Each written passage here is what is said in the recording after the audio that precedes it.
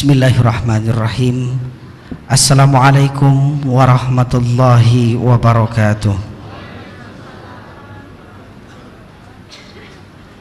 Alhamdulillah. Innal hamdalillah nahmaduhu wa nasta'inuhu wa nastaghfiruh wa na'udzu billahi min shururi anfusina wa min sayyiati a'malina may yahdihillahu fala mudhillalah wa may yudlil fala hadiyalah. Amma ba'du. Para hadirin, para jamaah sekalian, jamaah Masjid Agung Sunda Kelapa yang sama-sama dimuliakan Allah Subhanahu wa taala, Al-Mukarram wal Mukhtaram yang sama-sama kita hormati, guru kita pada malam hari ini dalam pengajian rutin ba'da maghrib yaitu Syekh Ali Saleh Ali Jabir. Alhamdulillah, Syekh kita telah hadir di tengah-tengah kita, dan juga Dewan Pengurus Masjid Agung Sunda Kelapa beserta jajarannya, dan juga para jamaah sekalian, dan juga para pendengar setia Radio MSK Masjid Agung Sunda Kelapa 1530 AM yang sama-sama dimuliakan Allah Subhanahu wa taala. Pada malam hari ini, malam dengan penuh dengan keberkahan, kita kembali berjumpa dalam keadaan yang sama di tempat yang sama-sama kita cintai, yaitu dalam rangka mengikuti kegiatan rutin kita pengajian ba'da maghrib yang pada malam hari ini materi kita seperti biasa studi Al-Quran yang insyaallah akan disampaikan oleh Syekh Ali Saleh Ali Jabir. Untuk itu para jamaah yang dimuliakan Allah, marilah sama-sama kita awali dan kita buka kajian kita dengan sama-sama membaca suratul Fatihah. Semoga dengan diawali pembacaan suratul Fatihah kajian kita diridhai Allah Subhanahu wa taala, dan kita pun dimudahkan dalam menerima ilmu agama yang disampaikan oleh guru kita. Ala hadhihi niyyah wa kullu niyatin salihah ila hadratin Nabi Mustafa Rasulullah sallallahu alaihi wasallam. Al-Fatihah. A'udzu billahi minasyaitonir rajim. Bismillahirrahmanirrahim. Alhamdulillahirabbil alamin arrahmanir rahim maliki yaumiddin. Iyyaka na'budu wa iyyaka nasta'in. Ihdinas siratal mustaqim. Siratal ladzina an'amta 'alaihim ghairil maghdubi 'alaihim waladdallin. Amin. Amin amin ya rabbal alamin. Para hadirin, para jamaah sekalian, sebelum kita mendengarkan dan melanjutkan kajian kita, ada satu informasi yang dapat kami sampaikan dari panitia Idul Adha atau kurban Masjid Agung Sunda Kelapa 1433 Hijriah menerima dan menyalurkan bagi para jamaah sekalian yang ingin berkurban di Masjid Agung Sunda Kelapa, baik menyalurkan dalam bentuk hewan untuk berkurban atau dalam bentuk uang dengan harga yang pertama untuk kambing dengan berat minimal 30 kg sebesar Rp1.650.000, dan untuk sapi dengan berat 400 kg dengan harga Rp15.500.000. Untuk itu bagi para jamaah sekalian, bagi yang berminat kami menerimanya insyaallah, dan keterangan lebih lanjut dapat langsung menghubungi dan mendatangi panitia di kantor pelayanan Masjid Agung Sunda Kelapa di lantai 2 Gedung Fathahillah. Demikian informasi yang dapat kami sampaikan, dan selanjutnya marilah sama-sama kita akan mendengarkan dalam pengajian rutin kita pada malam hari ini yang langsung akan disampaikan oleh Syekh Ali Saleh Ali Jabir. Kepadanya kami persilahkan.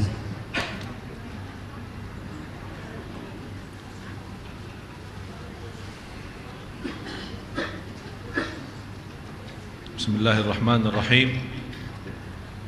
Assalamualaikum warahmatullahi wabarakatuh.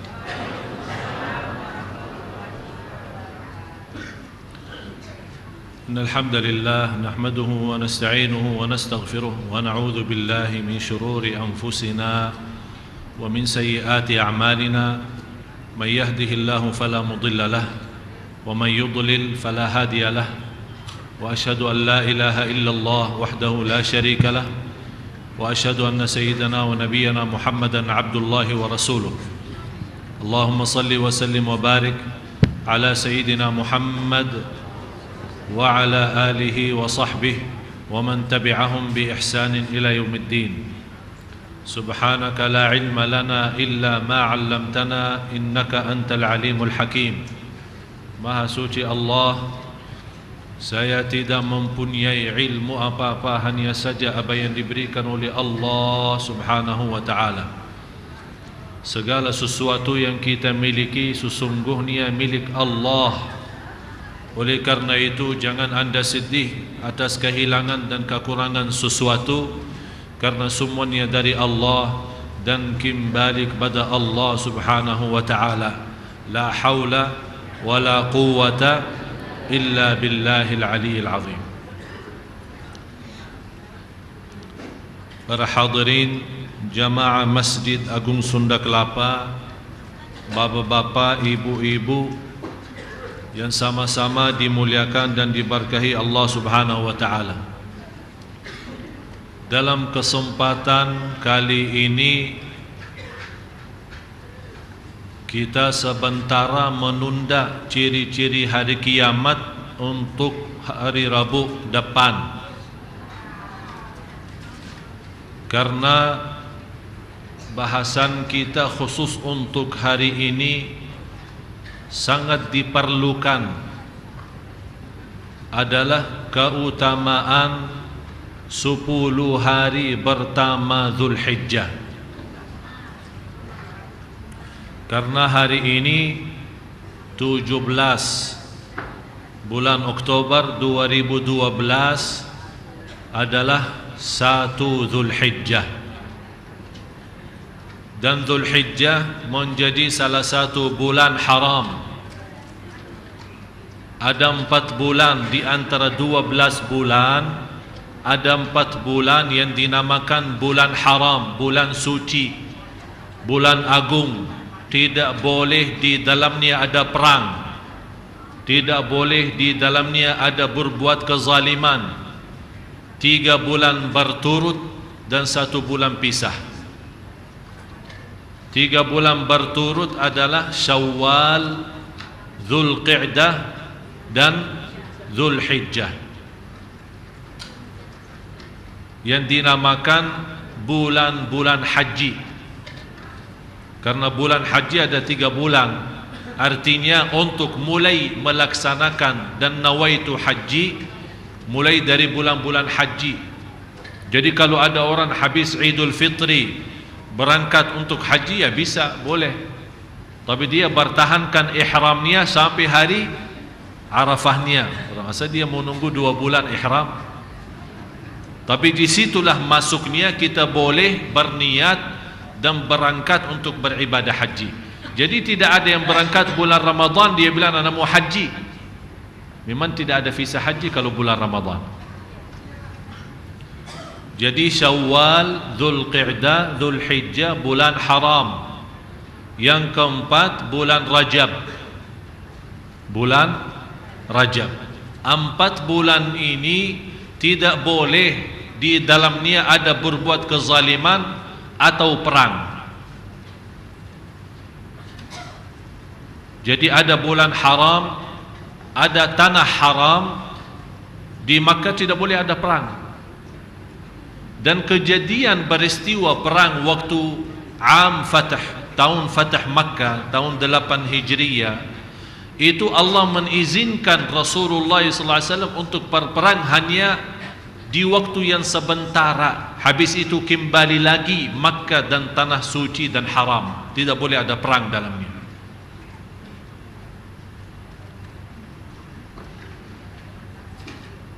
Dan bulan Zulhijjah ini menjadi bulan yang terakhir di tahun Hijriyah. Kalau bulan Masihiyah tahun akhir bulan 12 Desember. Kalau bulan tahun Hijriyah adalah Zulhijjah. Berarti kalau sudah masuknya Muharram itu namanya tahun baru Hijriyah. Di 10 hari pertama sangat utama untuk beramal saleh. Sampai Allah sendiri bersumpah dalam 10 hari pertama Zulhijjah itu, sebagaimana firman Allah, wal fajri wa layalin ashr. Walaupun ada berbeda pendapat antara ulama penjelasan walayalin ashar, malam-malam yang 10. Sebagian ahli tafsir menjelaskan yang dimaksud adalah 10 malam akhir Ramadan. Tapi sebagian besar dari ahli tafsir yang dimaksud adalah 10 pertama bulan Dzulhijjah, sebagaimana penjelasan Imam Ibnu Katsir rahimahullah.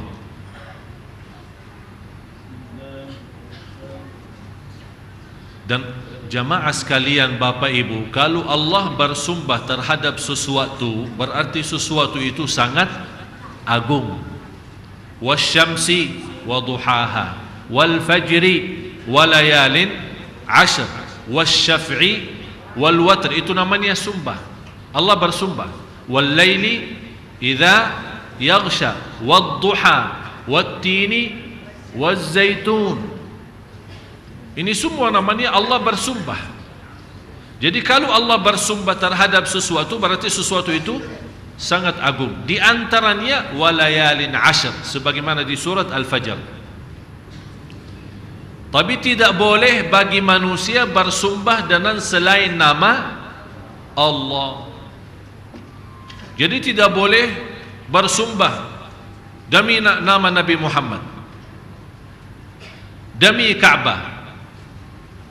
Ka'bah itu menjadi apa, kalau boleh diistilahkan sebagai makhluk, batu. Tapi kita boleh bilang warabbil Ka'bah, bersumpah siapa Tuhan Ka'bah itu, dan siapa yang memiliki Ka'bah itu adalah Allah Subhanahu wa ta'ala. Tapi kalau Allah boleh dan berhak untuk bersumpah dengan apa saja di antara makhluknya. Dan hadis ini menjelaskan yang diriwayatkan Imam Bukhari, hadis Abdullah bin Abbas. Anda bisa lihat langsung. Ini hadis sahih yang diriwayatkan Imam Bukhari, hadis Abdullah bin Abbas radhiyallahu anhuma. Di sini hadis yang menjelaskan saking mulia 10 hari pertama, Allah Subhanahu wa taala paling cinta amal-amal salih di dalam hari-hari 10 tersebut.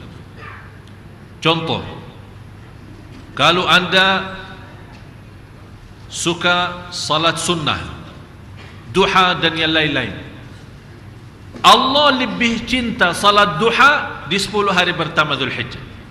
Jauh lebih besar pahalanya. Yang saya ambil hikmahnya, wallahu a'lam, khusus bagi jamaah yang tidak berhaji, Allah memberikan kesempatan supaya bisa mendapatkan nilai ibadah haji walaupun tidak mampu berhaji. Oleh karena itu Allah jadikan 10 hari pertama sangat agung dan mulia, bukan hanya untuk jamaah haji, tapi juga boleh selain jamaah haji. Rasulullah sallallahu alaihi wasallam bersabda, "Ma min ayyamin al-'amalu as-salihu fiha ahabbu ila Allah min hadhihi al-'ashr." Sampai dijelaskan tidak ada hari-hari yang di dalamnya amal salih yang paling dicintai Allah hanya di 10 hari pertama. Saking mulia jamaah sekalian, Bapak Ibu, saking mulia 10 hari pertama, muncul berbeda pendapat antara ulama mana yang lebih afdal. Apakah 10 malam terakhir Ramadan atau 10 pertama Dzulhijjah? Ini merubah tanda apa? Saking ada perbedaan pendapat, berarti betul-betul 10 hari pertama itu jelas mulia. Sampai tidak ada sepakat antara ulama 10 Ramadan terakhir adalah lebih baik daripada 10 pertama Dzulhijjah. Belum disepakati, masih berbeda pendapat. Saking ini bunya kemuliaan, dan juga ini bunya kemuliaan. Dan salah satu hadis ini yang diriwayatkan Imam Bukhari, tidak ada amal salih di selain 10 hari pertama yang paling dicintai Allah sebagaimana di 10 hari Dzulhijjah itu. Sampai ada sahabat kaget mendengar berita gembira, sampai ada yang bertanya, "Ya Rasulullah, terus bagaimana jihad fi sabilillah? Yang senilai amal jihad tidak sampai. Masih amal salih lebih jauh baik daripada jihad fi sabilillah. Kecuali jihad itu orang keluar dari rumahnya dengan jiwa dan harta dan tidak balik lagi. berarti dia sudah menghabiskan hartanya di jalan Allah, kemudian dia mati syahid, baru bisa menjadi nilai ibadah di dalam 10 hari pertama.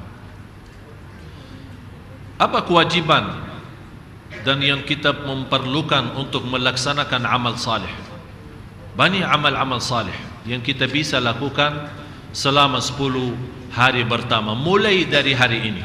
Dalam kesempatan ini saya akan jelaskan semua soal amalan-amalan salihnya, sedekahnya, salatnya, puasanya, kemudian soal kurbannya, apa kewajiban kita, bagaimana hitungan kurbannya, dan hukum fikihnya dan dalilnya semua bersatu-satu. Kalau ada dalil Quran kita bawa, dalil hadis kita bawa, supaya Bapak Ibu mengerti. Walaupun pertama sudah, padahal saya bahas masalah ini kemarin di TV One waktu hari Ahad kemarin, tapi kenapa saya ulang lagi bahas masalah ini? Karena sejak itu hari Minggu kemarin sampai hari ini, hampir setiap hari saya menerima lebih dari 20 pertanyaan lewat Facebook, lewat Twitter, lewat BB, lewat SMS. Masih orang bertanya lagi soal kapan hari Arafah, apa maksudnya 10 hari pertama Dzulhijjah, bagaimana cara hitungan kurban. Dan ini menjadi salah satu ciri-ciri hari kiamat, tersebar kebodohan agama dan banyak orang yang tidak mengerti di hal-hal seperti ini. Yang namanya 10 hari pertama sangat agung, malah ada orang bertanya, kapan sih hari Arafahnya? Hari Arafah tidak tahu. Padahal di antara hari yang teragung di sisi Allah adalah hari Arafah. Terus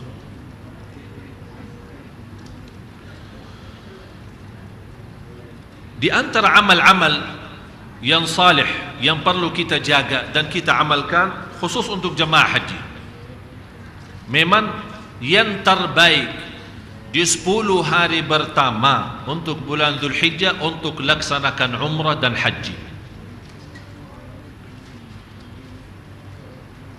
Biasanya jemaah haji umrah hampir 60-80% sudah pada berangkat. Tapi ada juga yang masih siap-siap menunggu visahnya, menunggu apa. Jadi di antara amal yang perlu kita jaga adalah haji dan umrah. Dan jamaah sekalian, harus kita fahami satu persoalan. Untuk haji tidak wajib umrah sebelumnya. Ada orang berkata, ana mau haji pertama kali, tapi ana belum sempat umrah. Apakah boleh enggak? Boleh. Tapi jelas lebih mulia dan lebih agung adalah umrah dan haji. Karena haji itu kan ada 3 macam. Ada tamattu', ada qiran, ada ifrad. Ifrad artinya membawa ibadah haji sendiri. Labbaik Allahumma hajja. Tidak ada selain haji. Jadi dia berangkat dari sini untuk haji.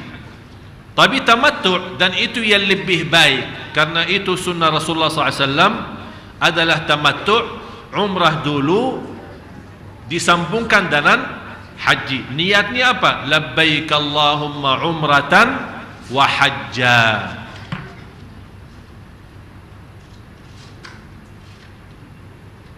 Dan di sini dijelaskan di hadis yang sahih, Rasul sallallahu alaihi wasallam, hadis Abi Hurairah radhiyallahu an, bagaimana menjelaskan al-umratu ila al-umrah kaffaratun lima bainahuma wal hajjul mabrur laisa lahu jazaa'un illa al-jannah. Hadis sahih diriwayatkan Imam Bukhari dan Muslim. Kira-kira jelas tayangannya, bisa dibaca. Antara umrah dan umrah kesempatan untuk menghapus dosa. Antara umrah dan umrah kesempatan untuk menghapus dosa. Dan ini juga salah satu dalil dasar membolehkan kita ambil umrah sesudah umrah. Ini selalu diributkan, setiap tahun jamaah berangkat umrah diributkan. Katanya ustaz kita tidak membolehkan, ada ustaz lain membolehkan. Yang benar mana sih?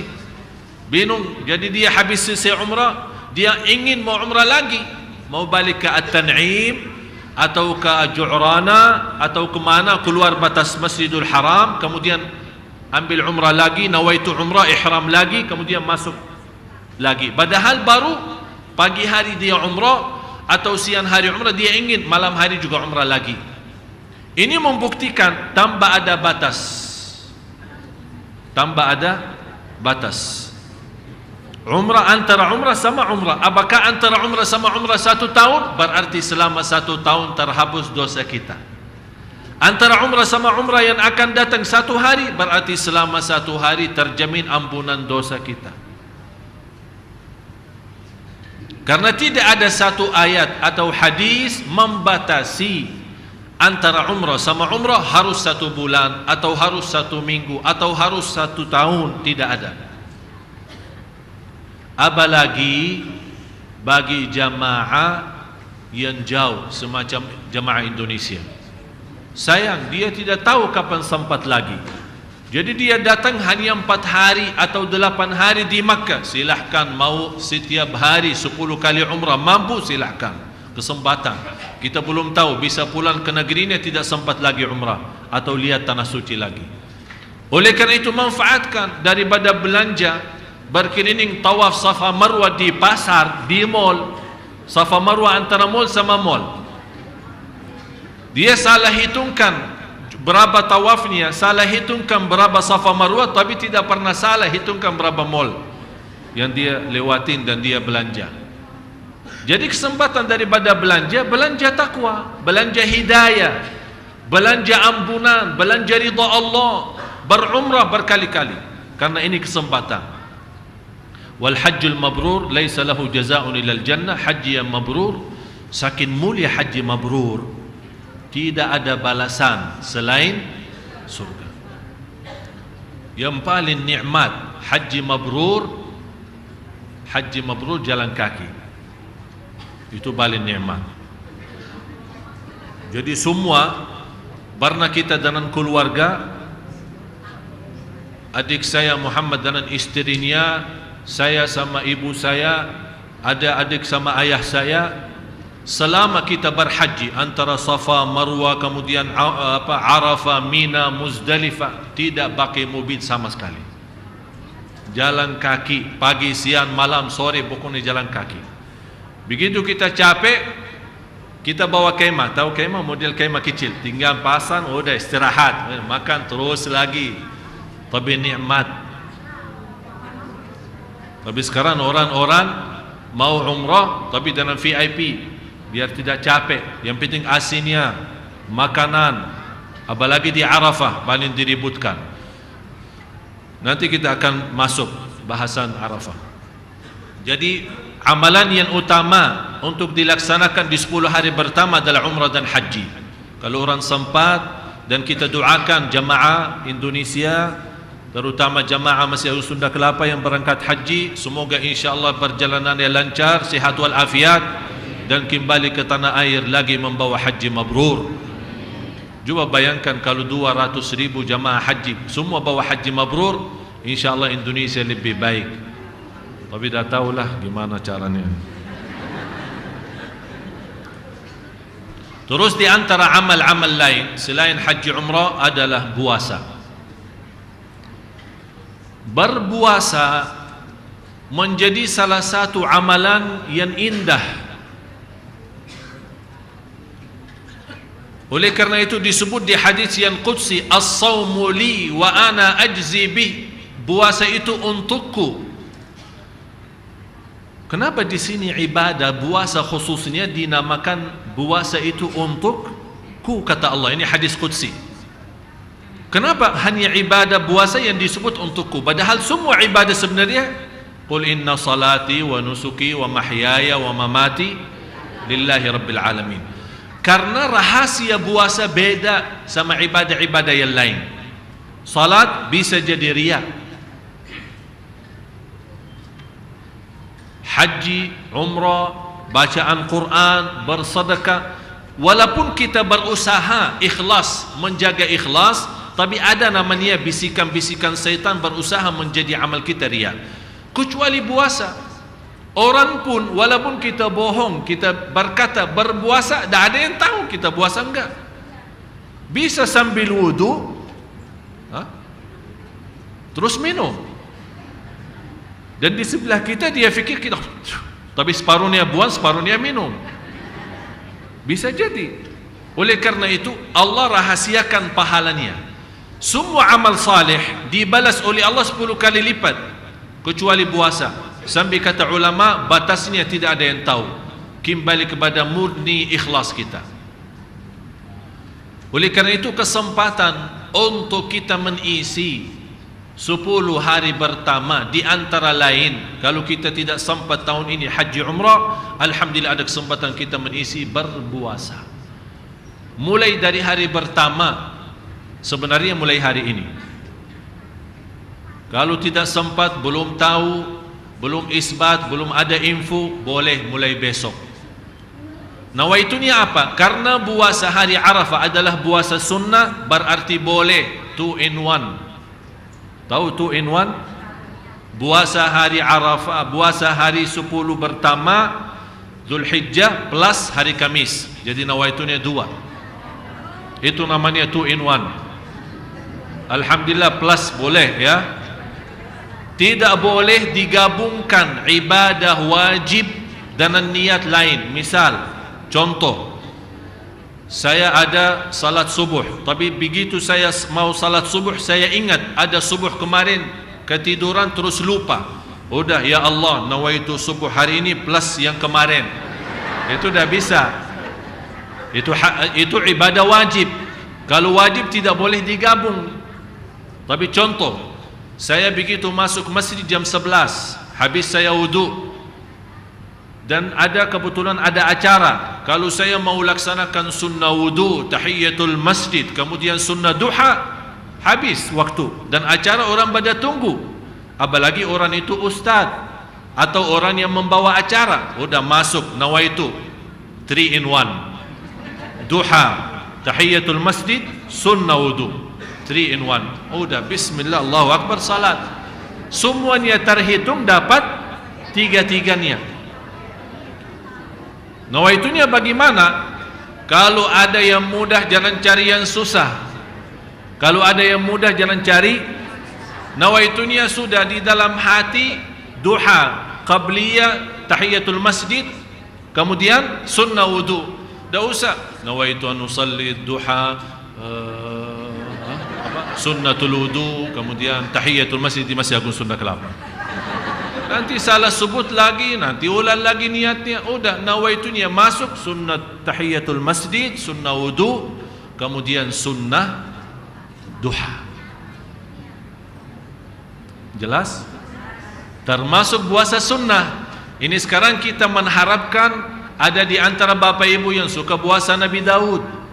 Silahkan tetap puasa Nabi Daud, tapi tambah lagi plus puasa hari 10 pertama Zulhijjah, supaya kita mendapatkan nilai ibadah 2. Ibadah puasa Daud, ibadah puasa hari Kamis, ibadah puasa keutamaan Zulhijjah ini. Malah cuba lihat kabar gembira bagi orang yang suka berpuasa lillahi ta'ala. Tidak ada alasan. Satu hari fi sabilillah. Alasannya apa? Kalau ditanya, oh saya puasa hari ini karena Kamis, itu berarti ada alasan. Tapi ada orang ditanya, ente kenapa puasa? Saya puasa hari ini lillahi ta'ala. Tidak ada alasan. Cuman saya mau mendekatkan diri saya kepada Allah lewat puasa sunnah. Apa pahalanya? Coba. Rasulullah sallallahu alaihi wasallam bersabda, "Ma min 'abdin yasumu yawman fi sabilillah illa ba'adallahu anhu an-nar 70 kharifah." Tidak ada yang puasa satu hari karena Allah, tidak ada alasan karena sunnah atau yang lain, lillahi ta'ala, murni, akan dapat dijauhkan oleh Allah dari neraka Jahannam 70 tahun. Ini baru satu hari. Hadis ini sahih, muttafaqun alaih. Dan harus fahami Bapak Ibu, dalam ilmu hadis ada 2 kata. Ya, tolong perhatian, ada 2 kata. Kalau disebut as-sahih, itu maksudnya Imam Bukhari. Itu maksudnya Imam Bukhari, as-sahih. Ada satu lagi yang disebut as-sahihain, dua sahih, maksudnya Bukhari dan Muslim. Ada disebut muttafaqun alaih. Muttafaqun, maksudnya muttafaqun alaih apa? Di bawah Imam Bukhari dan Muslim terutama, dan lafaz di Bukhari dan Muslim sama, tidak ada beda. Tapi kalau ada beda lafaz, disebut Bukhari dan Muslim. Faham? Jadi hadis ini yang muttafaqun alaih, orang yang puasa satu hari mendapatkan balasan oleh Allah Subhanahu wa taala, dijauhkan dari neraka jahanam 70 tahun. Oleh karena itu Bapak Ibu, kesempatan di 10 hari pertama jangan sia-sia berpuasa. Mau berturut-turut boleh, tidak sanggup setiap hari, mau giliran boleh, mau satu hari pun boleh. Tapi sayang sekali kalau sudah lewat kesempatan ini kita tidak memanfaatkan. Tapi kalau anda merasa diri tidak bisa, sibuk, kecapean, banyak aktivitas, saya tidak sanggup menjaga puasa selama ini, paling tidak jaga puasa hari Arafah. Jaga puasa hari Arafah.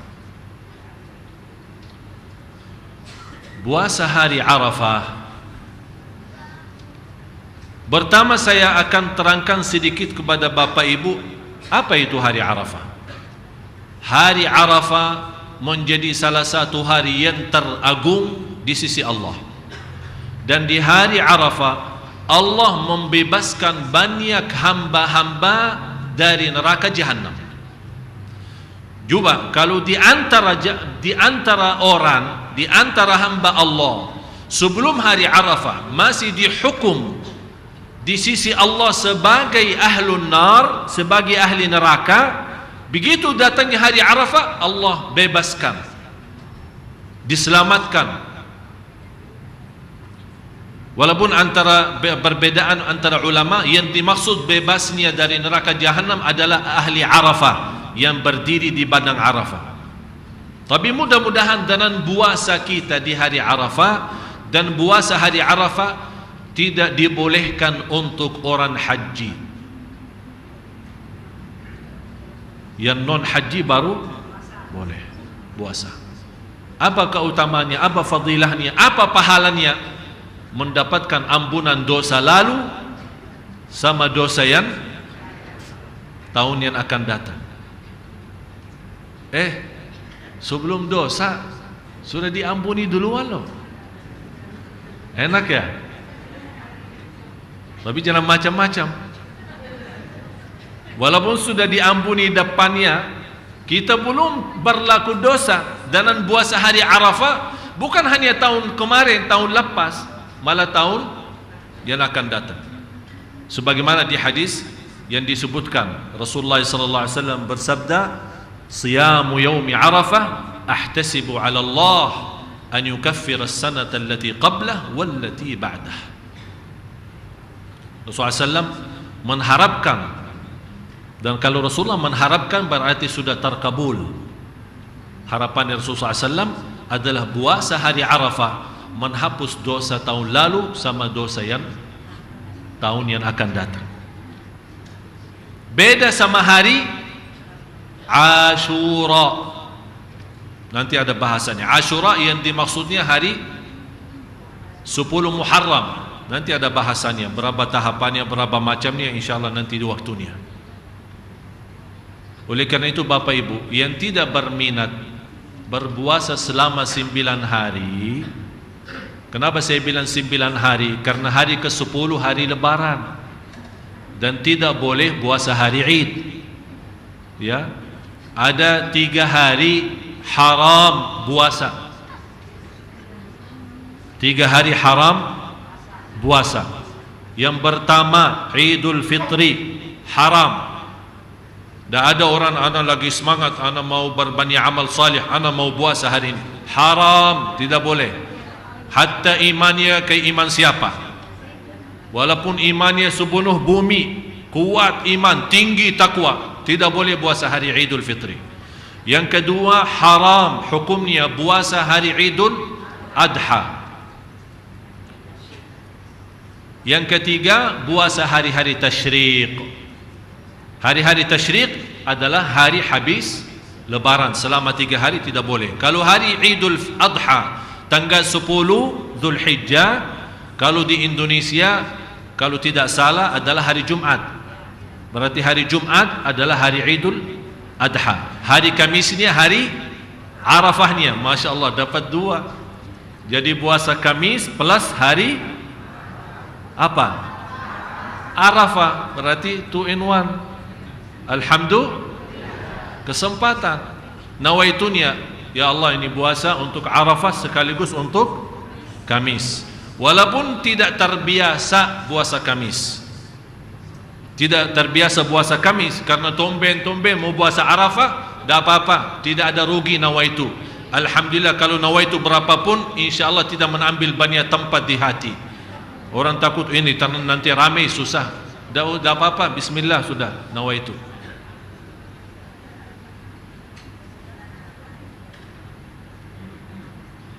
Jadi jatuhnya hari Idul Adha hari Jumat. Sabtu, Minggu, Senin puasa sunnah tidak boleh. Tetap tidak boleh, karena hari Senin itu adalah hari yang ketiga dari hari tasyriq. Dari hari tasyriq. Sebagaimana Rasulullah SAW bersabda, hari tasyriq adalah hari makan dan minum dan zikrullah. Hari-hari tasyriq, makan dan minum dan zikrullah. Sudah masuk azan?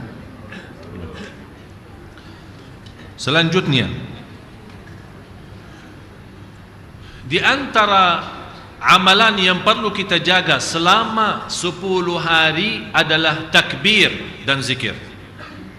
Sebagaimana firman Allah Subhanahu wa taala suratul Hajj, surah 22 ayat 28. Wa yadhkuru ismallahi fi ayyamin ma'lumat. Yang suka catat tulisan, tolong tulis. Al-Hajj surah 22 ayat 28. Takbir itu ada 2 macam. Takbir itu ada 2 macam. Maksudnya takbir apa? Disebut di hadis selanjutnya yang diriwayatkan Imam Ahmad, fa'akthiru fihinna minat tahlili wat takbiri wat tahmid. Di dalam 10 hari pertama berbanyalah tahlil, berbanyalah takbir, berbanyalah tahmid. Hadis sahih diriwayatkan Imam Ahmad. Apa itu takbir, tahlil, tahmid? Yang kita suka baca di hari raya Idul Fitri. Apa yang kita baca? Allahu Akbar, Allahu Akbar, Allahu Akbar, La ilaha illallah, Wallahu Akbar, Allahu Akbar, Walillahil hamd. Di dalam 10 hari pertama ada 2 macam takbir itu. Yang tadi saya bacakan ada 2 macam. Artinya ada 2 waktu. Ada yang pertama takbir mutlak, umum, tidak ada batas. Di masjid, di jalan, di rumah, di pasar. Malah di antara sahabat, sebagaimana Abdullah bin Umar, Abdullah bin Abbas, Abu Hurairah dan banyak sahabat-sahabat yang lain, yang mereka suka berzikir di 10 hari pertama Dzulhijjah di pasar. Sekarang kira-kira bapak ibu, terutama ibu-ibu, kalau rame-rame belanja di Tanah Abang, berani rame-rame juga bertakbir di dalam sana? Jangan dianggap gila lah, stres. Masa mau bertakbir di mall? Ya justru karena mall itu tempatnya syaitan, tempatnya dosa maksiat. Yang paling dibenci oleh Allah adalah pasar-pasar. Tapi kita menyebarkan zikrullah di situ, itu sangat agung. Malah yang sangat luar biasa, orang yang masuk ada doa mall, tahu kan? Masih ingat doa mall? Lupa ya doa mall. Di mana ada doa mall ya?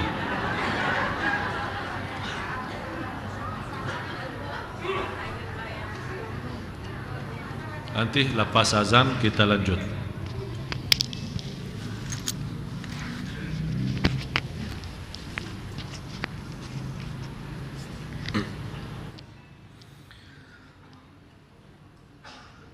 Allahu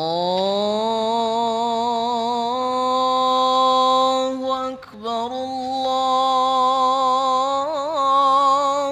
Akbar. Allahu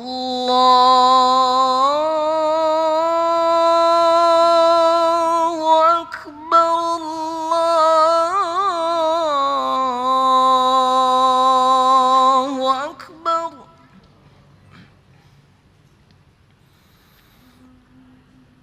أشهد أن لا إله إلا الله.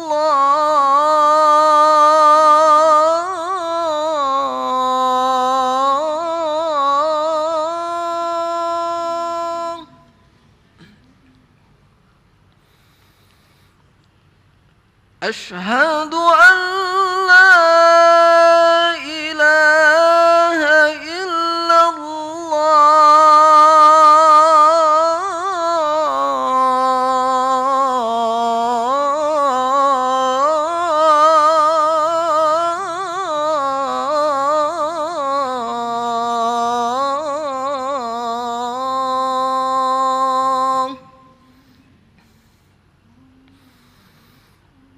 أشهد أن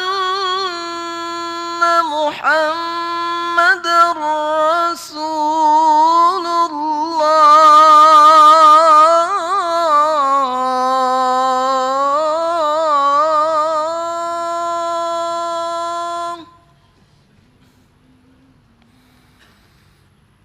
أشهد أن محمد رسول الله.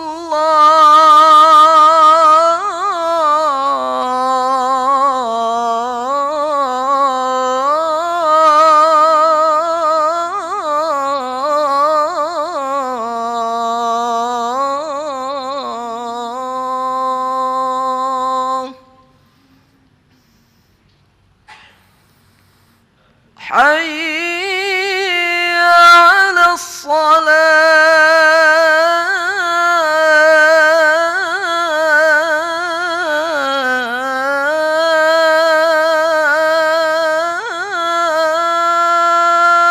الصلاة.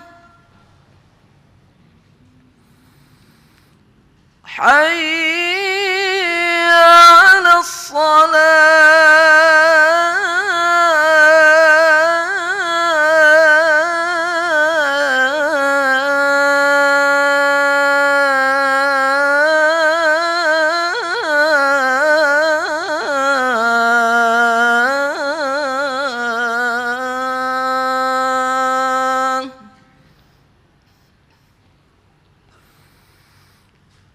حي على الفلاح.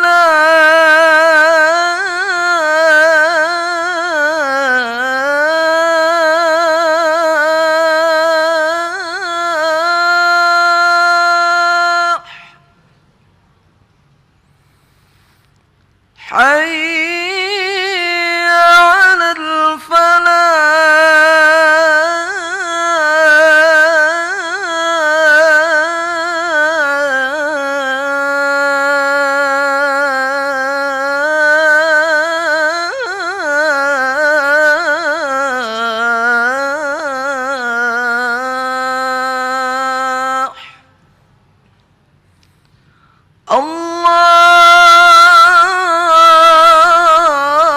الله أكبر،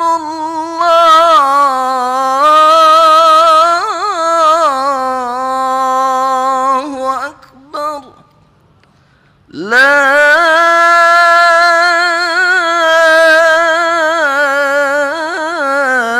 إله إلا الله.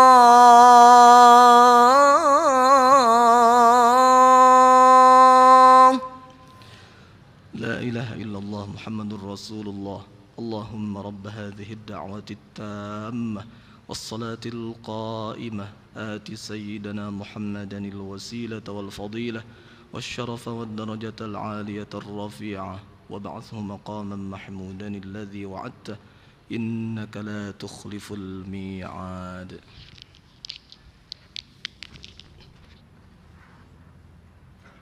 بسم الله الحمد لله اللهم صل على سيدنا محمد وعلى آل سيدنا محمد. Bapak Ibu, kalau doa azan itu bukan main-main. Pahalanya mendapatkan syafaat Rasulullah. Hanya ikut muazzin, habis itu baca doa yang tadi. Jadi bukan main-main. Jadi saya mohon Bapak Ibu, kalau ada kesempatan emas dan mudah untuk mendapatkan syafaat Nabi Muhammad nanti di hari kiamat, jangan siakan, manfaatkan, karena sangat kita memerlukan nanti syafaatnya beliau di hadapan Allah Subhanahu wa ta'ala di hari kiamat. Jadi takbir itu ada dua macam. Yang pertama takbir mutlak. Takbir mutlak artinya umum, tidak punya batas, di mana saja boleh, di waktu mana saja boleh, di masjid, di luar masjid, di pasar, di mall, di jalan. Dan ini menjadi salah satu sunnah yang tertinggal, menjadi juga salah satu ciri hari kiamat tertinggal sunnah Rasulullah. Mana sekarang kita dengar, coba kalau ada kelompok ibu-ibu majlis mana ramai-ramai ke mall, pas masuknya mall, Allahu Akbar, Allahu Akbar, Allahu Akbar. Ada apa ini? Ini dari mana ini mereka ini?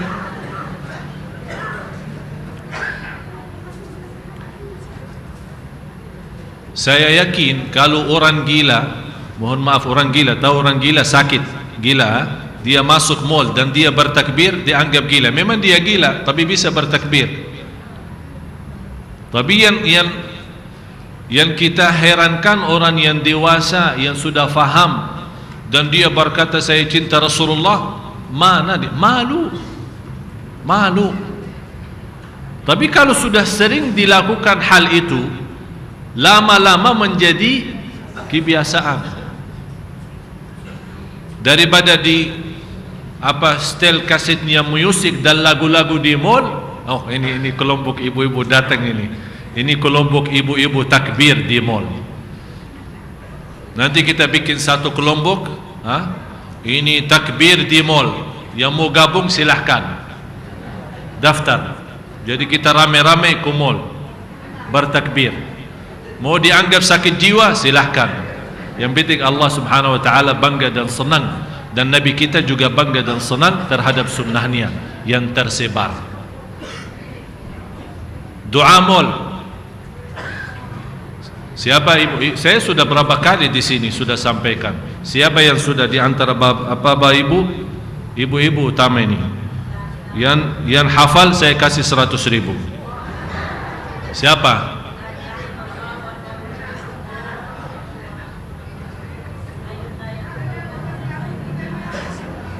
Masya Allah. Boleh kalau kasih begini biar dia baca.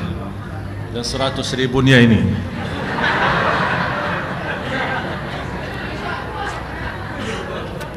Bismillahirrahmanirrahim.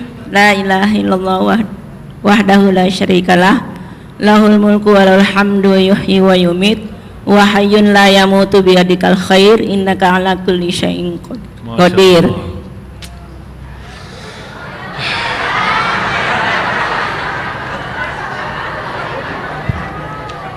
Terima kasih.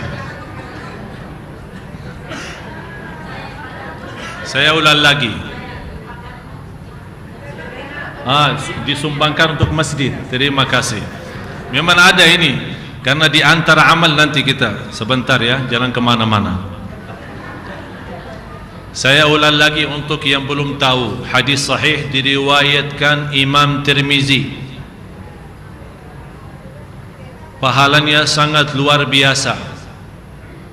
Kalau masuk mall belanja, malah sahabat begitu mendengar hadis ini suka ke pasar, tapi bukan untuk belanja, hanya untuk membaca doa ini. Mendapatkan apa? 1 juta kebaikan, menghapus 1 juta kejahatan, menaikkan 1 juta derajat. Sama-sama, la ilaha illallah wahdahu la syarikalah lahul mulku wa lahul hamdu yuhyi wa yumit. Terus stop. Umumnya habis yuhyi wa yumit, umumnya wa huwa ala kulli syai'in qadir, itu umum. Tapi kalau yang di mall ada tambahan, habis yuhyi wa yumit, coba ikut wa huwa hayyun la yamut biyadihil khair wa huwa ala kulli syai'in qadir.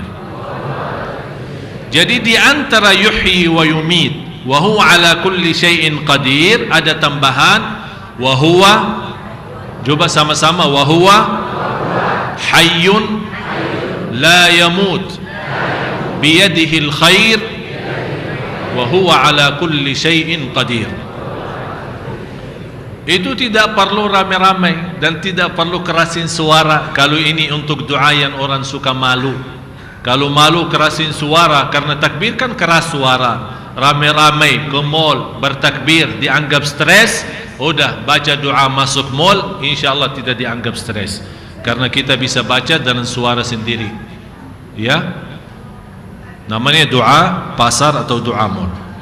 Selanjutnya yang kedua, takbir muqayyad. Yang pertama apa? Takbir mutlak. Apa artinya mutlak? Umum, bebas, di mana-mana, waktunya juga kapan saja. Yang kedua, takbir muqayyad, artinya takbir terikat, punya waktu tertentu. Kapan dia mulai? Seperti kalau di bulan Ramadan, kalau sudah isbat masuknya Idul Fitri, mulai kita bertakbir sampai salat Id, betul? Tapi kalau khusus untuk bulan 10 hari pertama Dzulhijjah, takbir muqayyad mulai subuh hari Arafah. Mulai subuh hari Arafah, itu namanya muqayyad, terikat. Artinya terikat, bukan bebas, punya waktu tertentu, habis setiap salat. Waktunya mulai subuh hari Arafah. Jadi kalau hari Arafah di Indonesia hari Kamis, berarti Bapak Ibu selepas salat subuh Anda bertakbir. Takbir yang mana? Allahu Akbar, Allahu Akbar, Allahu Akbar, la ilaha illallah wallahu akbar, Allahu Akbar, walillahil hamd. 3 kali, 5 kali. Bagusnya jaga witir, jangan hanya 2 kali atau 4 kali.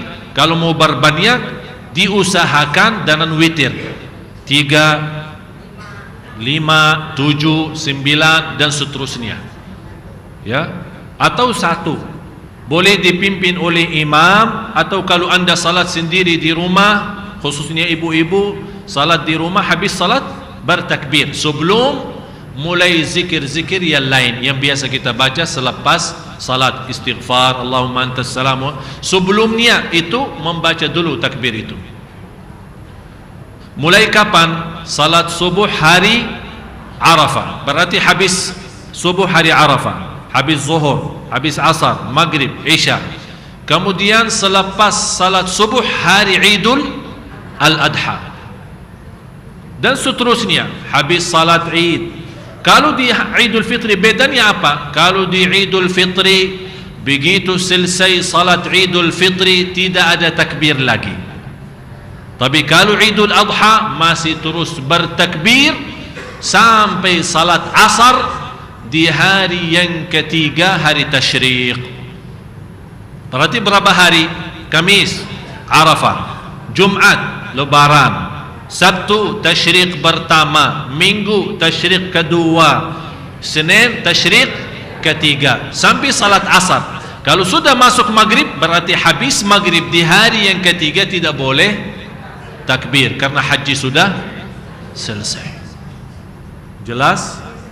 Oleh karena itu, yang malu bertakbir di pasar, jangan lupa bertakbir selepas setiap fardu.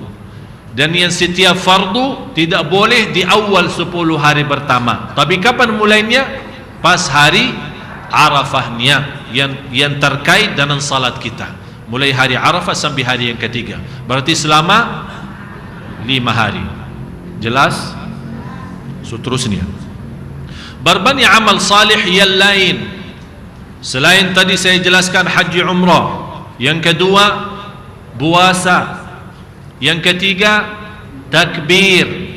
Yang keempat dan yang lain-lain adalah bersedekah, jaga salat malam, silaturrahim, jaga salat berjamaah di masjid.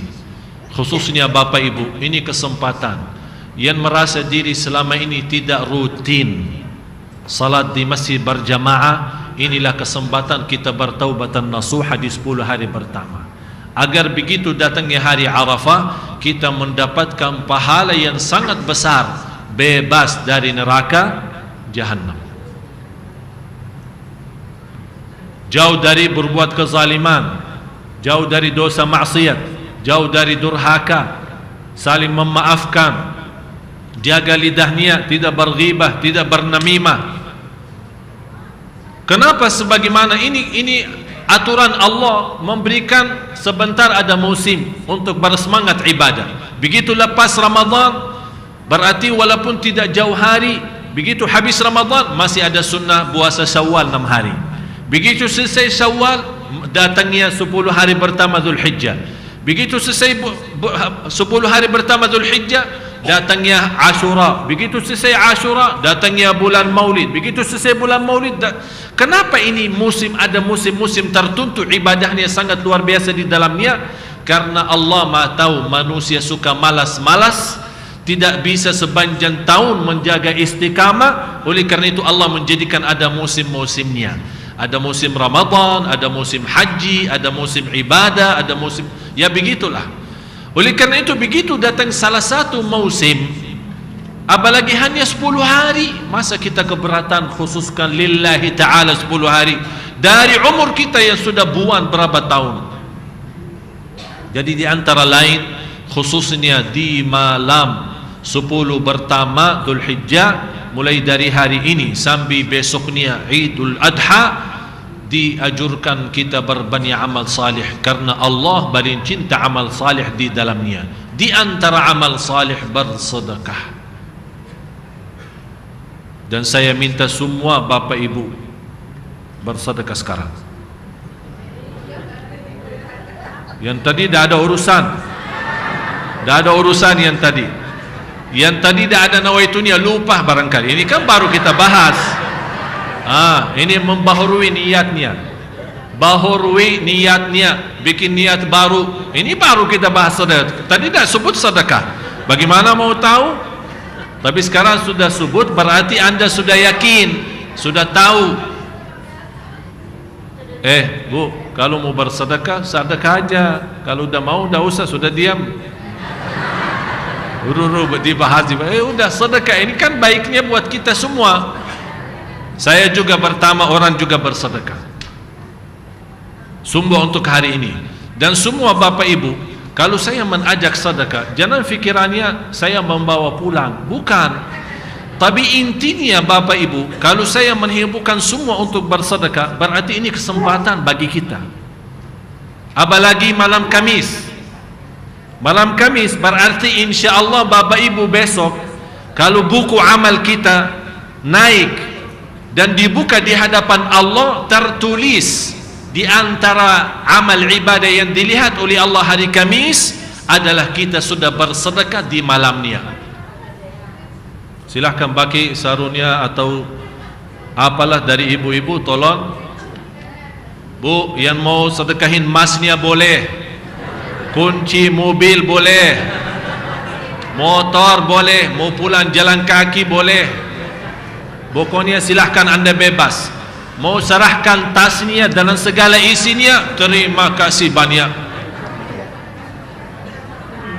Lebih baik ibu-ibu pulang ringan daripada bawa tas repot dan berat. Alhamdulillah, biar berat timbangan kebaikan kita di hadapan Allah Subhanahu wa taala. Dan juga menimbulkan bapa-bapa. Saya yakin di antara yang hadir ada hajat.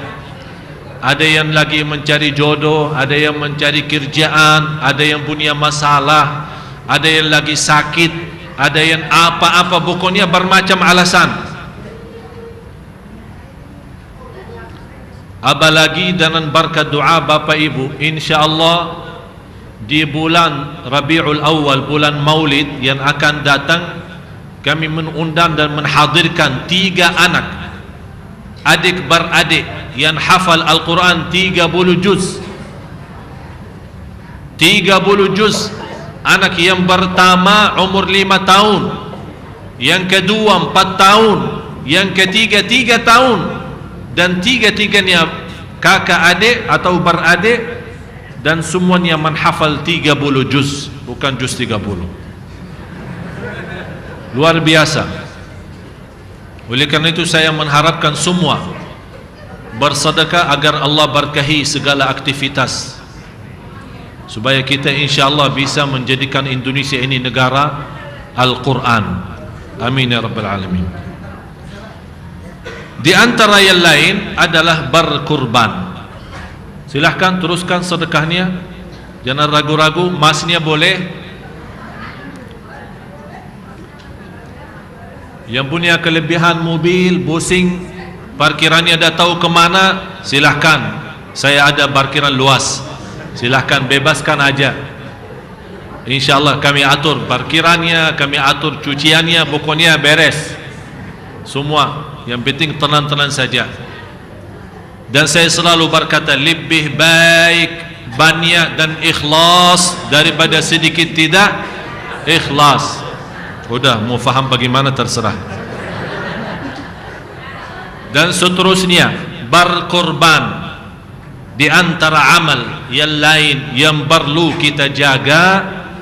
Walaupun ada berbeda pendapat apakah kurban itu wajib atau sunnah muakkadah, tapi yang jelas dan kuat adalah sunnah muakkadah.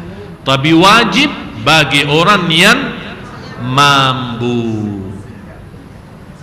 Bagi orang yang mampu, termasuk orang yang mampu haji tapi malas-malasan tidak mau haji, ada ancaman. Barang siapa yang mampu berhaji tapi tidak mau laksanakan ibadah haji akan meninggal dalam keadaan Yahudi atau Nasrani.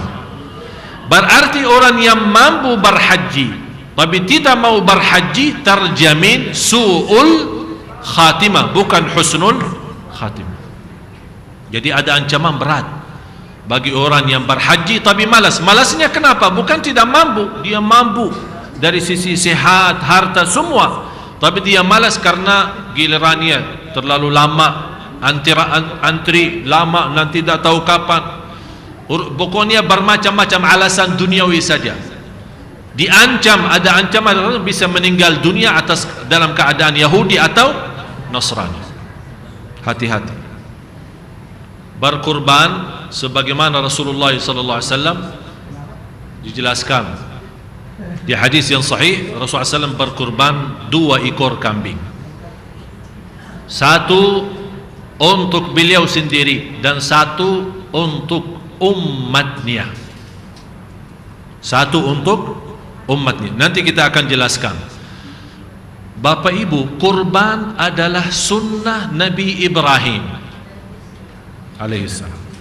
Kurban itu sunnah Nabi Ibrahim alaihissalam. Dari mana? Dalilnya apa? Suratul Safat. Tolong simpan. Surah 37. Surah 37 ayat 102 sampai dengan ayat 107. 102 sampai ayat 107. Surat As-Safat. Yang suka baca Yasin, Yasin surah 36. Teruskan lagi surah 37 habis Yasin, As-Saffat. Buka ayat 102 sampai 107. Di situ Allah menjelaskan peristiwa cerita yang terjadi antara Nabi Ibrahim sama anaknya Nabi Ismail. sampai Nabi Ibrahim mau sembelih anaknya. Alasannya mimpi. Nabi Ibrahim bermimpi sembelih anaknya. Bapak Ibu, tidak boleh bentukkan satu amalan ibadah karena mimpi. Faham?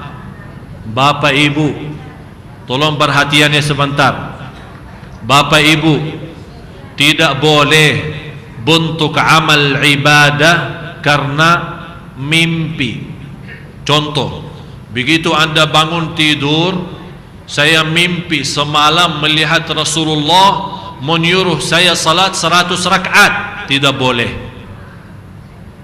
karena ini ibadah, dan ibadah berarti ada wahyu, dan wahyu berarti ada Rasul. Rasul berarti Rasul tidak meninggal dunia, sudah disempurnakan agama. Jadi tidak ada ibadah yang namanya lewat mimpi. Jelas, semua ibadah 100% ada di dalam Quran dan sunnah. Tapi bisa saja ada satu dalam mimpi, kalau kita mau kerjakan sesuatu, ternyata diberikan tanda di dalam mimpi, jangan kerjakan. Ada keburukan, ada musibah, bisa jadi memberikan petunjuk, karena kita orang baik, pernah berdoa minta petunjuk, Allah kasih tanda di lewat mimpi. Berarti kita akan menjauhkan dari hal itu. Tapi tidak boleh bentuk ibadah lewat mimpi. Sebagaimana ada seorang pernah melihat mimpi, itu di daerah Jawa. Ada seorang melihat mimpi sembelih anaknya. Begitu dia bangun, dia cari anaknya, terus membawa pisaunya, hampir mau sembelih di depan keluarganya. Orang, kenapa ini? Saya diperintahkan dalam mimpi untuk sembelih anak. Itu kalau mimpi para nabi, wahyu. Faham Bapak Ibu? Mimpi para nabi adalah wahyu. Kalau mimpi para manusia, kita itu, apalagi misal kita lihat disuruh sembelih anak kita, istri kita atau apa, itu syaitan, bukan wahyu. Wahyu ya memang betul wahyu, tapi dari syaitan, bukan dari malaikat. Oleh karena itu jangan bentuk amal lewat mimpi. Nabi Ibrahim melihat mimpi sembelih anaknya Ismail, karena mimpi para nabi adalah wahyu. Begitu dia datang mau sembelih anaknya, sebagaimana Allah menjelaskan di surah 37 ayat 102 sampai ayat 107, Allah gantikan dengan satu ekor kambing. Itulah alasannya hitungan kurban setiap keluarga satu ekor kambing, bukan hitungannya berorang.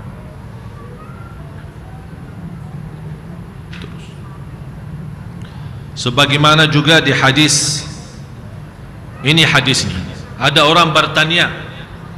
Sekarang mohon maaf Bapak Ibu, sudah jelas cerita Nabi Ibrahim sama anaknya Nabi Ismail. Nabi Ibrahim 1, anaknya Nabi Ismail 2, Nabi Ishaq 3, istrinya 2, Siti Hajar sama Siti Sarah.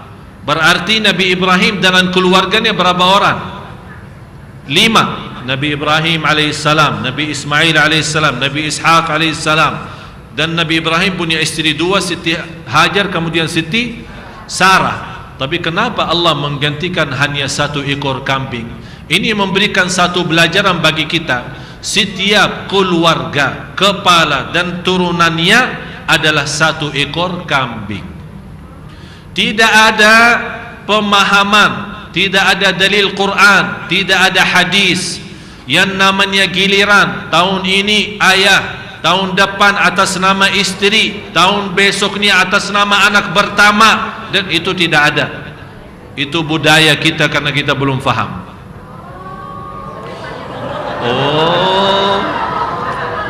Panjang sekali. Tolong bisa lihat layar? Bisa? Ada seorang dari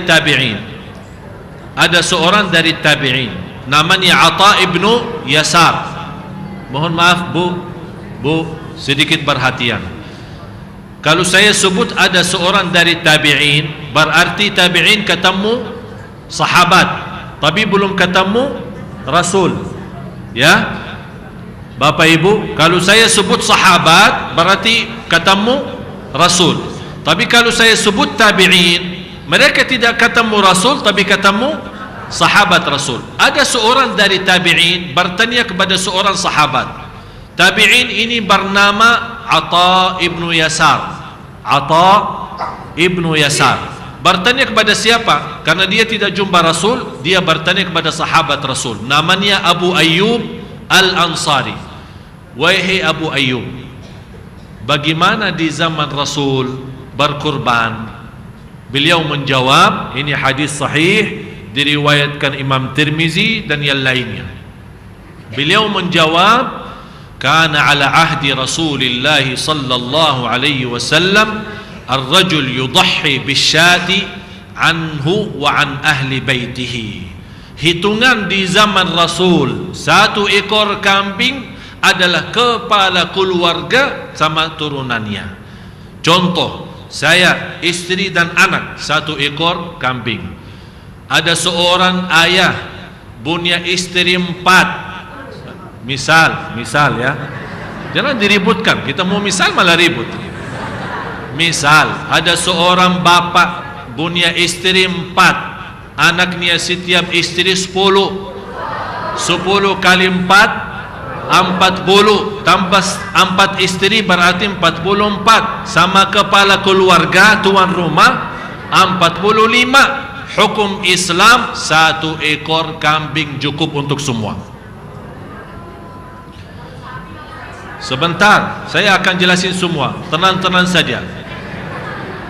Tapi coba, ini soal agama, ya. Jadi tidak boleh, anak tidak bisa terima kalau begini. Ini soal agama. Jadi mau terima dan mau terima itu wajib. Sami'na. Tidak boleh kita bikin-bikin agama sendiri. Tapi kalau kita mampu, dengar, kita mampu, walaupun punya istri lebih dari 1, tapi saya mampu, boleh menghitungkan setiap istri dan anaknya sendirian. Mampu walaupun 1000 kambing silahkan. Mau 1000 kambing silahkan, atas nama keluarga kita semua, keluarga besar kita. Tapi yang menjadi wajib bagi kita adalah 1 ekor kambing.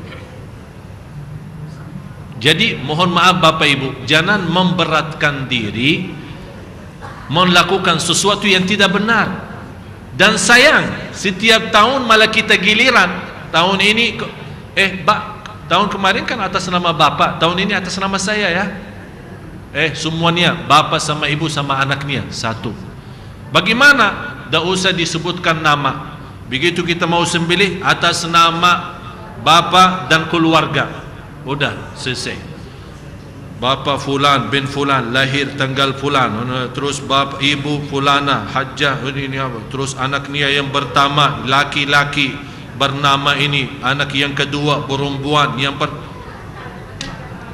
azan zuhur, azan asar kita belum sembelih 1 ekor kambing. Tidak usah, tidak ada begitu. Udah bismillah, Allah Maha tahu siapa keluarga kita, dan Allah tidak pernah salah hitung soal niat. Tapi bisa juga kita salah sebut nama. Jelas? Jadi kalau ada orang bertanya, saya sudah jelasin dasarnya. Cerita Nabi Ibrahim sama anaknya, Suratul Safat ayat 102 sama 107. Hadisnya ini hadisnya, sudah Bapak Ibu bisa melihat di atas layar. Tapi ada orang komplain, kenapa Rasulullah sembelih 2 ekor kambing? Ini penjelasannya di hadis yang selanjutnya. Apa tulisannya? Ya Allah, kurban dariku dan umatku yang tidak. Berarti Rasulullah berkurban 2 karena ada alasan. Yang pertama untuk dirinya sama keluarganya.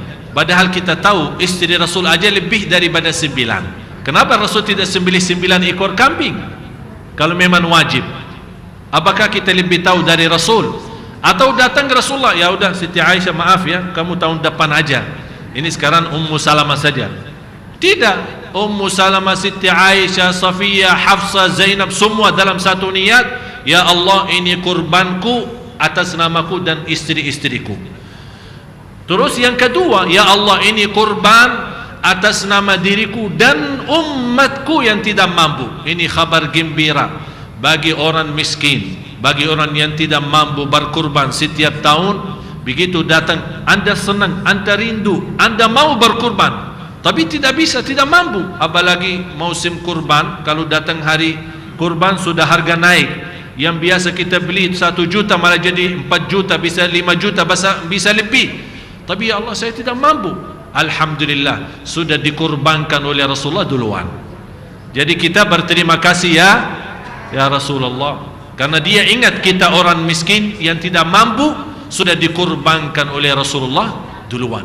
Berarti bagi orang miskin, begitu datang hari raya Idul Adha, dia tidak mampu berkurban, sudah mendapatkan pahala kurban.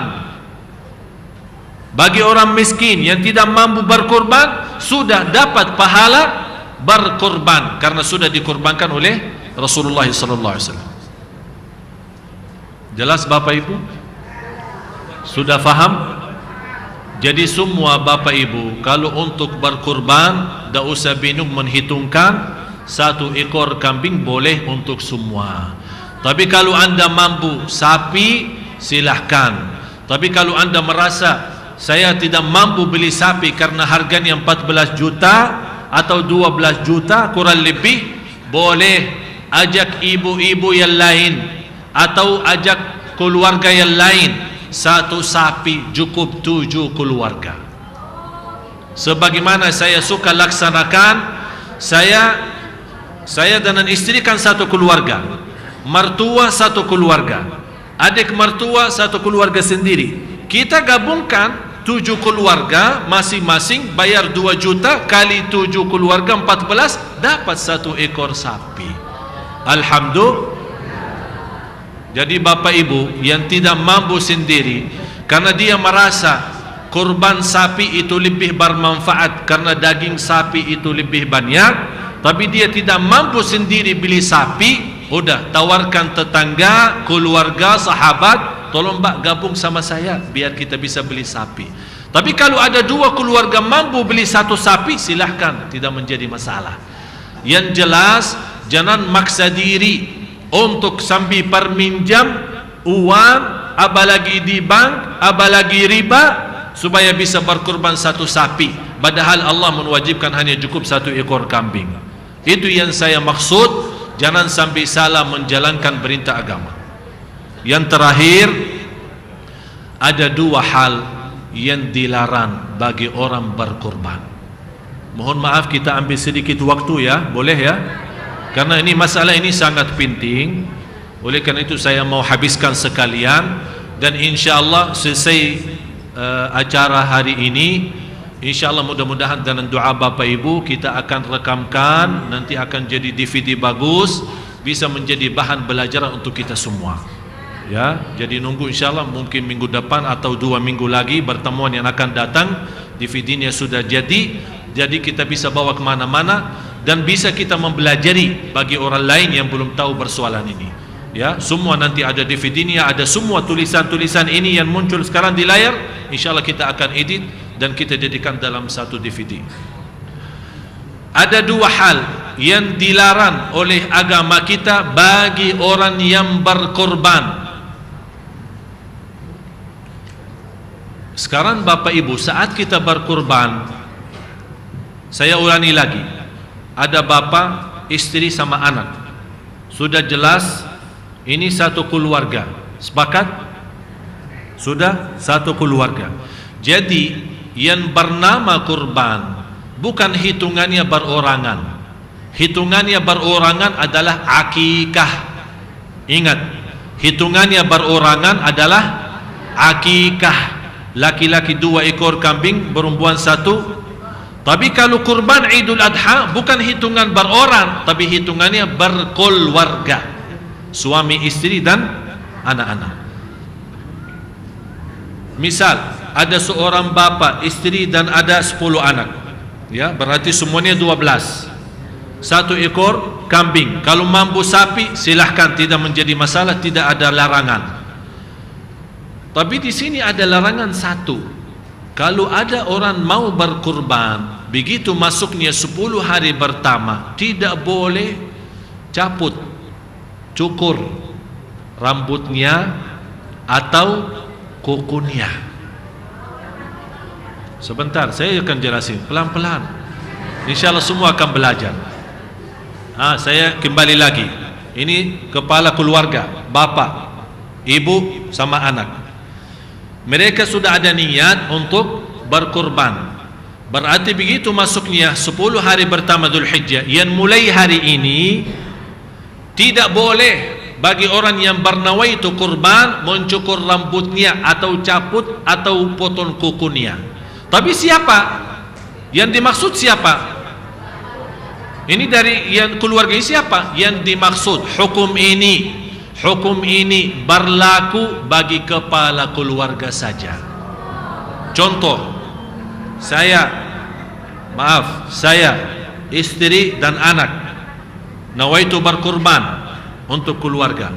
Yang tidak boleh cukur kumisnya, rapiin jenggotnya, rambut kepala, potong kuku adalah saya. Kalau istri sama anak bebas. Jelas? Jadi bapak ibu, kalau yang sudah hari ini terlanjur pagi-pagi di depan kaca cuk, bersih-bersihin, mulai sekarang jangan lepas. Hikmahnya apa? Seperti jemaah haji tidak boleh cukur selama haji kan? Begitu dia berkorban baru dia cukur. Kita merupai jemaah haji agar semua dosa-dosa yang tertumbuh di dalam tumbuh badan kita, dosa mata, dosa telinga, dosa kaki, dosa tangan, dan kita masih membiarkan rumput bulu kita, rumputnya apa semua yang lain, kukunya. Begitu kita sudah sembelih kurban kita dan kita mulai potong kuku kita dan cukur apa yang perlu dicukur, kita mengharapkan ya Allah semua dosa yang terbawah kuku, yang terbawah rambut, yang terbawah mana saja di tubuh badan, ya Allah habiskan semua. Berarti kita mendapatkan merubai jamaah haji. Sudah jelas? Mudah-mudahan kita bisa mendapatkan ampunan dosa dari akar-akar tumbuh badan kita. Semua menjadi bersih lahir batin. Sudah faham hikmahnya kenapa? Berarti mulai dari hari ini, ya, sudah, kalau sudah tadi pagi rapiin kumisnya, jenggotnya, rambutnya, udah tahan. Bisa jadi mungkin selama 10 hari, apalagi yang cepat tumbuh. Kalau saya cepat tumbuh ini ya, mungkin Rabu depan Bapak Ibu bertemu dengan saya, mungkin Bin Laden ini. Jadi karena cepat ya, bisa 1 minggu kumisnya sudah begini. Jadi tidak apa-apa, karena kita mau mengharapkan ridha Allah Subhanahu wa ta'ala. Dan juga ada ayatnya, bisa, ini hadisnya kan sudah saya jelasin. Idza ra'aitum hilala dzulhijjah wa arada ahadukum an yudhhi falyumsik min sya'ri wal fari. Kalau sudah lihat isbatnya masuknya bulan Dzulhijjah, bertahan diri, tidak cukur dan tidak potong kukunya. Ayatnya ada di suratul Baqarah ayat 196. Ayatnya suratul Baqarah ayat 196. Allah melarang kita mencukur rambut kepala kita sampai kita berkurban. Walaupun ayat ini khusus untuk jamaah haji, tapi ulama menjelaskan ini bisa jadi umum bagi juga orang yang tidak berhaji. Terusnya, ini yang terakhir, termasuk juga salah satu persoalan yang sangat penting. Larangan yang kedua bagi orang yang berkorban, tidak boleh menjual kulitnya. Pak, tolong Bapak datang sembelih kurban saya. Begitu dia sembelih kurban kita bayarkan ongkos sembelihan. Pak, bawa aja kulitnya, mengganti bayaran sembelihan kita. haram, tidak boleh. Mau hadiahkan kulitnya boleh, tapi kulit itu bukan untuk membayar ongkos sembelihannya, karena kurban lillahi ta'ala. Jadi tidak boleh mau jual tulangnya, kepalanya, kulitnya, tidak boleh. Tapi kalau orang sembelih, misal habis dia sembelih ya, berapa sepakat? Harganya berapa? 100.000. Pak, ini 100.000. Terus boleh saya minta kulitnya? Silahkan aja, ambil aja. Dan ini juga sebagian dari daging. Karena di sini daging sama kulit itu bukan bayaran ongkos sembelihannya, tapi ongkos sembelihan kita sudah bayar sendiri, sudah bayar dengan uang sendiri. Tapi kalau untuk tukang sembelih mau bawa kulitnya, bebas. Dia mau pakai apa? Mau jual, terserah. Mau dia pakai, terserah. Dia mau gunakan, terserah. Tapi bukan orang yang berkorban yang menjual kulit itu. Bukan orang yang berkorban yang menjual tulangnya atau menjual kepalanya. Itu tidak dibolehkan. Dasarnya ini hadis yang sahih. Bagaimana Rasulullah SAW bersabda, barang siapa yang menjual kulit korbannya, Allah tidak menerima kurbannya. Barang siapa yang menjual kulit kurbannya, Allah tidak menerima kurbannya. Tapi Bapak Ibu, jangan hanya mendengar hadis ini, ya udah kalau begitu saya aja buang. Daripada mubazir buang kulitnya, kasih aja kepada orang yang bisa bermanfaat bagi mereka. Bisa jadi kita tidak bisa memanfaatkan kulit itu, tapi ada banyak orang bisa memanfaatkan. Kita sedekahin, hadiahkan, karena terhitung dari pada kurban kita. Dan juga ada hadis yang lain, Rasulullah SAW memerintahkan kepada Sayyidina Ali bin Abi Talib radhiyallahu an, kalau kamu sudah sembelih, jangan memberikan tukang sembelihannya dari kurban itu. Artinya, maksudnya apa?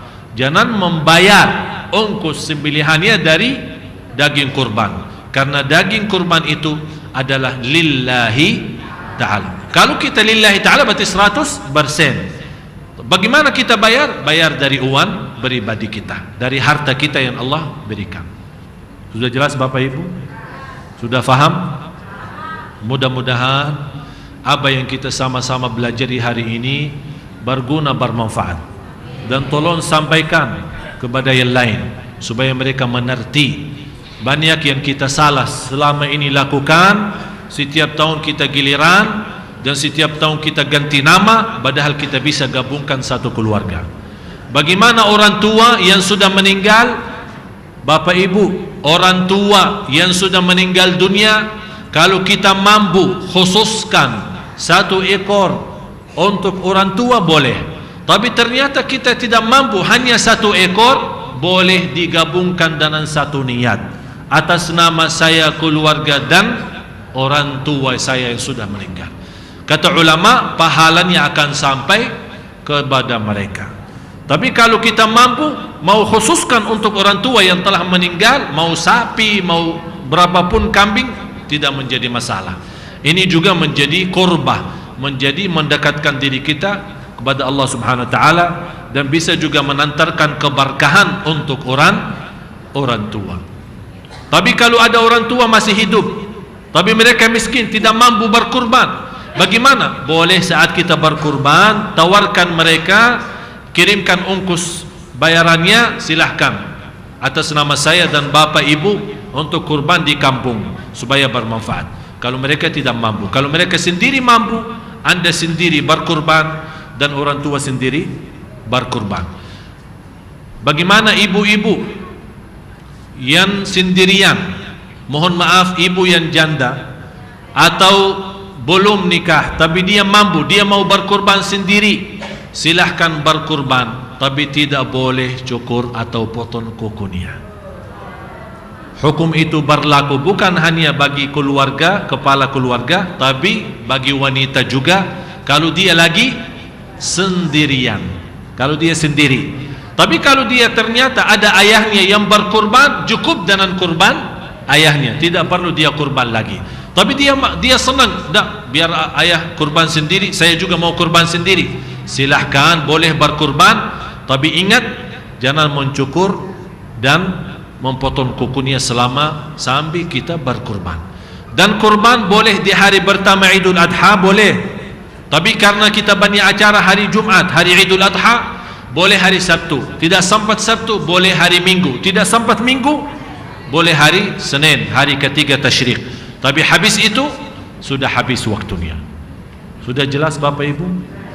Mudah-mudahan ilmu yang kita sama-sama belajari bermanfaat, berguna.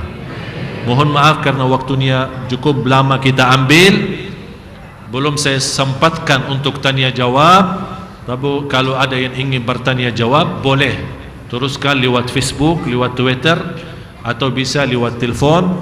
Dan insyaAllah mudah-mudahan dalam pertemuan yang akan datang kita lanjut bahasan kita ciri-ciri hari kiamat, yang kita akan membahas mulai dari ciri-ciri kecil yang kita sekarang menghadapinya, supaya kita sama-sama tahu posisi kita, apa yang wajib kita laksanakan di hadapan ciri-ciri hari kiamat. Mudah-mudahan kita bahagia selamat dunia akhirat. Mudah-mudahan Bapak Ibu dikuatkan imannya di akhir hayat kita dengan husnul khatimah.